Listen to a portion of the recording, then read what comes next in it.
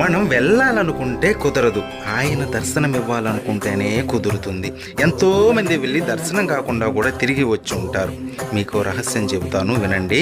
ఆయన మనకి దర్శనం ఇవ్వాలనే సూచనలు మనకి పంపుతాడు. ఎలా అంటే నిద్రపోతున్నప్పుడు కలలో కనపడడం, తరచూ శ్రీవారి గురించి విషయాలు మన చెవిన పడడం, లేదా ఎవరైనా తిరుమలకు పిలవడం. ఈ విధమైన సంకేతాలు కనబడితే వెంటనే బయలుదేరండి కొండకి.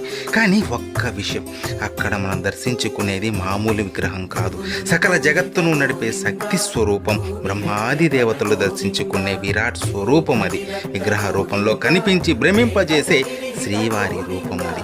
చక్రవర్తులు, సామంతులు ఆయన దర్శనం కోసం బంగారు వాకిలి ముందు పడిగాపులు కాశారు. అటువంటి స్వామి దర్శనం పూర్వజన్మ సుకృతం. ఇలాంటి ఎన్నో వీడియోలు మన ఛానల్లో ఉన్నాయి. సబ్స్క్రైబ్ చేసుకుని వాటన్నిటినీ వినండి. శ్రీవారి దర్శనం మీరు ఎన్నిసార్లు చేసుకున్నారో కామెంట్ చేయండి. ఓం నమో వెంకటేశాయ.